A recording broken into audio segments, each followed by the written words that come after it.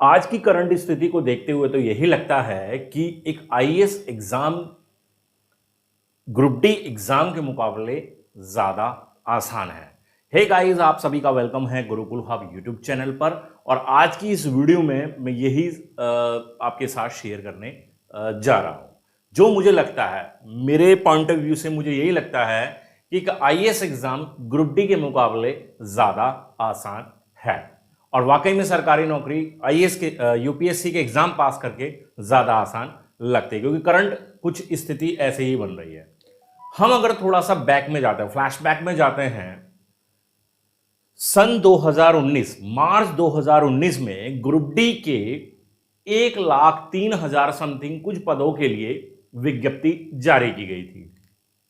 मार्च 2019 से लेकर आज अक्टूबर 2021 आ गया है, तो पूरा 2.5 साल का समय यहां पर व्यतीत हो चुका है। इस 2.5 साल के समय में स्टूडेंट्स ने काफी सारी प्लानिंग की होगी, काफी सारे सपने देखे होंगे, और वो सपने किसी आईएएस अफसर बनने जैसे ही होते हैं। क्योंकि होता क्या है कि जिस पृष्ठभूमि से हमारे आज के युवा छात्र आ रहे हैं, है ना, उनके लिए एकमात्र सपना आज की डेट में एक सरकारी नौकरी पाना ही रह गया है। ये मायने नहीं रखता कि वो सरकारी नौकरी यूपीएससी से मिल रही है, एसएससी से मिल रही है, या रेलवे के एग्जाम को पास करने के बाद ग्रुप डी जैसी नौकरी उनको करनी है। बट माइंड में बस एक ही सपना है, एक ही ड्रीम है कि एक सरकारी नौकरी उन्हें जल्द से जल्द हासिल कर लेनी है। 2.5 साल के समय में उन्होंने बहुत सारी चीजें देखी हैं, है ना। बार बार लगता है कि एग्जाम अब हो जाएगा, अब स्टार्ट हो जाएगा, लेकिन 2.5 साल व्यतीत होने के बाद भी आज तक भी ये सूचना नहीं है रेलवे के द्वारा कि अब ये एग्जाम होगा तो कब होगा, है ना। वहीं हम जब आईएएस की बात करते हैं, हम यूपीएससी की बात करते हैं, तो यूपीएससी को अगर मैं ग्रुप डी के मुकाबले इजी बोल रहा हूं तो क्यों बोल रहा हूं? क्योंकि भाई यूपीएससी का एक सीधा सा एक क्रम है कि पहले विज्ञप्ति जारी होगी, उसके 2-3 महीने के अंदर आपका प्रीलिम्स एग्जाम ले लिया जाएगा, फिर मेंस एग्जाम भी तय समय सीमा पर करा दिया जाता है, उसके बाद इंटरव्यू है, और इंटरव्यू के बाद फाइनल रिजल्ट भी तय समय सीमा पर मिल जाता है। तो इस पूरे प्रोसेस को होने में 10 से 11 महीने का ही समय लगता है। वहीं हम जब ग्रुप डी की परीक्षा की बात कर रहे हैं, तो 2.5 साल व्यतीत होने के बाद भी बच्चों का एकमात्र रिटन एग्जाम, जिसे प्रीलिम्स कह लूं, मेन एग्जाम, क्योंकि सब कुछ उसी पर टिका हुआ है, सब कुछ उस एक एग्जाम पर टिका हुआ है, वो अभी तक नहीं हुआ है, और ना ही उसको लेकर कोई सूचना है। तो एक बड़ी विचित्र सी समस्या है स्टूडेंट्स के सामने कि वो अब ऐसी स्थिति में क्या कर रहे हैं। काफी सारे बच्चे दूसरी तरफ मूव कर रहे हैं। भाई, अब खाली बैठे तो नहीं रहा जा सकता ना, खाली बैठा तो नहीं रहा जा सकता है। और आप देख भी रहे हैं कि पिछले 2.5 साल से ना तो एग्जाम हुआ और ना ही कोई और अतिरिक्त कोई वैकेंसीज यहां पर जारी की गई। अगर वैकेंसीज जारी कर भी दी जाए तो उसका कोई बेनिफिट तो होना भी नहीं है ना। वो उसका क्या बेनिफिट, जब पिछला भर्ती को ही पूरा नहीं किया जा रहा, पिछले एग्जाम को भी कंप्लीट नहीं किया जा रहा, तो नई भर्ती आने से कोई बेनिफिट भी नहीं बनता है। तो बच्चे काफी सारे मूव कर रहे हैं प्राइवेट सेक्टर में, है ना। मजदूरी करने तक को भी यहां पर एक पढ़ा लिखा युवा आज मजबूर है, उसे मजदूरी तक करनी पड़ रही, क्योंकि सारी फैमिली, सारे परिवार का दारोमदार कहीं ना कहीं उसके कंधों पर आ पड़ता है। एक टाइम होता है, एक समय होता है, तब तक चीजों को झेला जा सकता है ना। आप परिवार से समय भी मांगते हैं कि पापा या मम्मी 1 साल का समय आपको दे देते हैं, 1.5 साल का समय दे देते हैं, लेकिन धीरे धीरे ये समय 2.5 साल का हो गया है, और अब सब्र का बांध पूरी तरह से टूट चुका है। तो ऐसे में ही निराश युवा, आज का पढ़ा लिखा निराश युवा क्या कर रहा है, वो प्राइवेट नौकरी की तरफ जा रहा है, जैसी तैसी भी मिल पा रही है ना। अच्छी नौकरी मिलना भी आज की डेट में इतना आसान तो है नहीं प्राइवेट सेक्टर में। और प्राइवेट सेक्टर में आप समझते हैं कि आपको कम, मतलब आप ये समझ सकते हैं कि आपको एक ऐसे मान लीजिए कि आपको एक मशीन में डाला जा रहा है और शाम को आप उस मशीन से निकलकर बाहर आ रहे हैं, क्योंकि इतना ज्यादा काम लिया जाता है आप लोगों से, है ना। और जैसे ही मैंने बताया, कुछ लोग तो छोटे मोटे काम करके, मजदूरी जैसे काम करके भी अपने परिवार का पालन पोषण करने को यहां पर मजबूर हो गए हैं। अब तो ऐसा भी लगने लगा है कि सरकार को अफसर चाहिए, कर्मचारी नहीं चाहिए, है ना। आईएएस का एग्जाम अपनी तय समय सीमा पर पूरा करा लिया जाता है, एसएससी का एग्जाम अपना तय समय सीमा से पूरा करा लिया जाता है, लेकिन रेलवे का एग्जाम ही क्यों लटकाया जा रहा है? क्या सरकार को रेलवे के बच्चों की जरूरत नहीं है? क्या ग्रुप डी एग्जाम के बाद नियुक्त करे जाने वाले कर्मचारियों की जरूरत नहीं है? क्या सरकार उनको रिक्रूट करने के लिए अभी तैयार नहीं है? हमें तो अभी तक की स्थिति को देखकर ऐसा ही लगता है। माना जाता है कि आईएएस का एग्जाम सबसे टफ एग्जाम माना जाता है। जैसे कि देखते हैं हम कि जो टॉप बच्चे होते हैं, है ना, जो बहुत मेहनत करने वाले बच्चे होते हैं, वो एक आईएएस के एग्जाम का चुनाव करते हैं। वो कहते हैं कि यूपीएससी के एग्जाम की तैयारी करनी है, 10-10 घंटे, 12-12 घंटे, 15-15 घंटे बैठकर तैयारी कर रहे हैं। लेकिन आज आप उस स्थिति को देखिए कि जो बच्चा 2.5 साल से लगातार प्रिपरेशन कर रहा है ना, तो उसने भी क्या उस लेवल पर जाकर तैयारी नहीं कर ली क्या? 2.5 साल का एक बहुत लंबा समय होता है। 2.5 साल का एक बहुत लंबा समय उसने अपनी प्रिपरेशन को दे दिया है ना। और उस प्रिपरेशन को करने के बाद भी ना वो फुल्ली प्रिपेयर है एग्जाम को, उसे लगता है वो उतना प्रिपेयर है, उसको ये चीजें बिल्कुल क्लियरली समझ में आ गई हैं कि जिस दिन वो एग्जाम में बैठ गया उस दिन वो एग्जाम के तोते उड़ा देगा, है ना, बिल्कुल ब्लास्ट कर देगा वो पेपर को, क्योंकि सारी चीजें वो ऑलरेडी यहां पर तैयार कर चुका है। तो यहां पर अब ये तो बात रह ही नहीं जाती कि एग्जाम आईएएस का ज्यादा टफ है, क्योंकि ग्रुप डी लेवल पर भी जाकर उसने इतना समय दे दिया है अपनी पढ़ाई को कि वो अब किसी से कम नहीं रह जाता है। कितना बेहतर हो अगर सरकार चीजों को सही क्रम से लेकर आए। भाई क्या जरूरत थी उसी टाइम पर एनटीपीसी और ग्रुप डी एग्जाम दोनों को एक साथ विज्ञप्ति जारी करने की? अगर उसमें 6 महीने का गैप कर देती या 1 साल का गैप कर सकती थी या और ज्यादा भी समय का गैप कर देती तो सरकार का उससे कोई फर्क तो पड़ने वाला नहीं था। जो गलत स्ट्रैटेजी है वो कहीं ना कहीं स्टूडेंट्स के लिए हानिकारक साबित हो जाती है।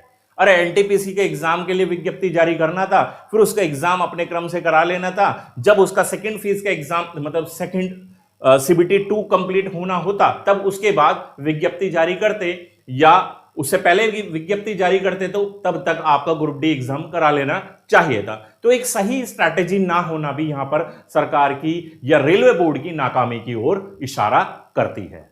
कभी कभी तो ये लगने लगता है कि पता नहीं अब क्या होगा, ग्रुप डी के एग्जाम हो भी पाएगा नहीं हो पाएगा, होगा तो पता नहीं कब तक होगा, मैं उस लेवल पर अपने आप को संभाल रख पाऊंगा कि जो मैंने प्रिपरेशन की है उसको मैं बेटर तरीके से जब एग्जाम होगा वहां पर बेटर तरीके से परफॉर्म कर पाऊंगा। क्योंकि काफी फ्रस्ट्रेशन यहां पर स्टूडेंट्स के माइंड में एग्जाम के डिले होने की वजह से बनता जा रहा है। स्टूडेंट्स, इस वीडियो के बनाने के पीछे जो मेरा मेन मोटिव था वो ये नहीं है कि मैं आपको यहां पर निराश करना चाह रहा हूं, मैं एक सच्चाई यहां पर आपके सामने रखना चाह रहा हूं। क्योंकि जो मैं देख रहा हूं मेरे जो स्टूडेंट्स हैं उनके साथ जो स्थिति बन रही है, उस स्थिति के मद्देनजर ही मैं ये वीडियो आप लोगों के लिए सामने लेकर आया हूं कि वाकई में आईएएस का एग्जाम जो है वो ग्रुप डी के मुकाबले अब ज़्यादा आसान मुझे लगने लगा है। कि अगर इतनी डेडिकेशन के साथ, इतनी मेहनत के साथ, है ना, इतनी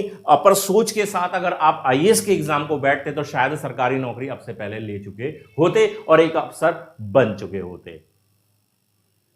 खैर जो भी है, अब जैसी हमारे सामने सिचुएशन होती है कई बार हमें उसी परिस्थिति के हिसाब से अपने आप को तैयार करना पड़ता है, और यही हमारे लाइफ के कुछ चैलेंजेस होते हैं जिनसे हमें लड़ना होता है।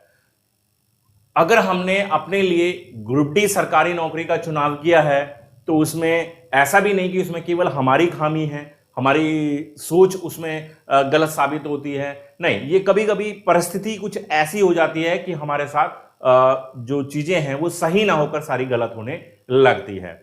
तो मेरा ये कहना आप लोगों से है कि जो स्टडी आप कर रहे हैं करते रहें, ठीक है, और निराश होने की जरूरत नहीं है। एग्जाम करवाना पड़ेगा, आरआरबी को डेफिनेटली एग्जाम करवाना पड़ेगा। डिले करा रही है, ठीक है, बहुत ज्यादा डिले ऑलरेडी हो चुका है, अब नहीं चाहते कि हम बिल्कुल भी डिले हो। तो एग्जाम तो डेफिनेटली कराना होगा सरकार को, आरआरबी को एग्जाम कराना होगा, और थोड़ा सा और इंतजार कर लेते हैं, और उससे ज्यादा हम कर भी कुछ नहीं सकते, है ना। इंतजार कर लेते हैं, शायद कोई फर्दर एक ऑफिशियल नोटिफिकेशन आए और उस नोटिफिकेशन में टेंटेटिव डेट हमें मिल पाए या एक्चुअल डेट भी मिल पाए ग्रुप डी के एग्ज़ाम की, और तब शायद मैं मानता हूं कि आपकी मनोस्थिति में भी बदलाव आएगा। क्योंकि जब एक टारगेट हमें दिख जाता है कि अब एग्ज़ाम आपका 1 महीने में होने वाला है या 15 दिन में होने वाला है, तो तब फिर आपकी जो सूझने की क्षमता होती है उसमें भी बदलाव आता है, और एक स्ट्रैटेजी प्लान बनाकर आप प्रिपरेशन को अपनी फिर उसी मोड में उसी तरीके से बरकरार रख पाते हैं और उसी बेहतर परफॉर्मेंस के साथ, डेडिकेशन के साथ पढ़ाई करके एक बेहतर रिजल्ट निकाल पाते हैं। तो उम्मीद हम यही करते हैं कि आरआरबी बहुत जल्दी एक ऑफिशियल नोटिफिकेशन निकाले, जो स्टूडेंट की मनोस्थिति है उसको समझे कि कितना वेट ऑलरेडी वो कर चुके हैं, है ना, अब ज़्यादा वेट करने की क्षमता नहीं है। तो जल्द से जल्द एग्ज़ाम को शुरू कराया जाए और जल्द से जल्द उसको कंप्लीट भी कराया जाए, क्योंकि केवल एग्ज़ाम शुरू कराना ही मेन काम नहीं है, उसको कंप्लीट कराना। क्योंकि आप भी समझते हैं कि करोड़ों की संख्या है बच्चों की, यहाँ पर एक दिन में एग्ज़ाम को कंप्लीट नहीं कराया जा सकता। उसमें 2.5, 3, 4 महीने का समय तो वैसे ही रिटन एग्जाम में लग जाएगा, फिर उसका रिजल्ट आएगा, देन फिर आगे का प्रोसेस होता है, फिजिकल होता है और फाइनली सिलेक्शन जाकर होता है। तो करीब करीब हम इसमें 1 से 1.5 साल तो वैसे भी लग जाना है। तो आरआरबी को यहाँ पर थोड़ा आगे आकर ऑफिशियल नोटिस के जरिए ये चीज क्लियर करनी चाहिए कि एग्जाम कब होगा, ताकि स्टूडेंट अपने प्रिपरेशन को उसी हिसाब से बना पाए। जो स्टूडेंट दूसरी जगह मूव कर चुके हैं, अच्छा है, ठीक है। देखिए, जरूरत के हिसाब से हमें मूव करना भी पड़ जाता है, कभी कभी मजबूरी ऐसी बन जाती है तो मूव करना पड़ जाता है। लेकिन आप अभी भी, मैं कहता हूं, थोड़ा सा भी टाइम निकालिए। अगर 2 घंटे पढ़ सकते हैं, 3 घंटे पढ़ सकते हैं, जितना भी समय आप अपने काम से निकाल कर पढ़ सकते हैं, पढ़ के जरूर उसको पढ़िए, है ना। प्रिपरेशन को कंटिन्यू रखिए, क्योंकि अगर आपने ग्रुप डी एग्जाम पास कर लिया, एक सरकारी नौकरी पास कर ली, तो फिर सारी चीजें उसके पीछे रह जाती है ना। फिर सारी मजबूरी जो आपने काम करने में लगाई और सारी चीजें जो भी हैं, आपके दुख दर्द सब खत्म हो जाते हैं जब जिस दिन आप एक एग्जाम को पास कर लेंगे। और वो दिन जब आप फर्स्ट डे आप सरकारी नौकरी पे जाएंगे, तो वो सब पर एक तरीके से एक प्रहार होगा और उस दिन आप अपने आप को सफल महसूस करेंगे। तो बिल्कुल 2 घंटे 3 घंटे जितना भी टाइम आप अरेंज कर सकते हैं अपनी प्रिपरेशन में, उसे जरूर से करके चलें। तो गाइज, आज की वीडियो में आपको यही एक संदेश भी देना था, एक कंपैरिजन भी था मेरे दिमाग में, जो मैंने आईएएस और ग्रुप डी को लेकर जो कंपैरिजन किया। हालांकि बहुत अलग है, डिफरेंट है, बट चीजें कुछ ऐसे ही सामने आ रही हैं, तो कंपैरिजन करने पर मैं इसलिए बाध्य भी हुआ। तो इसी तरह की वीडियोस लगातार मैं आप लोगों के लिए लेकर आता हूं, मोटिवेशन से संबंधित, स्ट्रैटेजी से संबंधित। तो बिल्कुल जुड़े रहिए आप हमारे चैनल के साथ। वीडियो पसंद आ गई तो लाइक कर दीजिए, शेयर कर दीजिए दोस्तों के साथ, और चैनल को सब्सक्राइब नहीं किया है तो चैनल को सब्सक्राइब भी कर दीजिए। मिलते हैं नेक्स्ट वीडियो में, तब तक ले बाय, थैंक यू।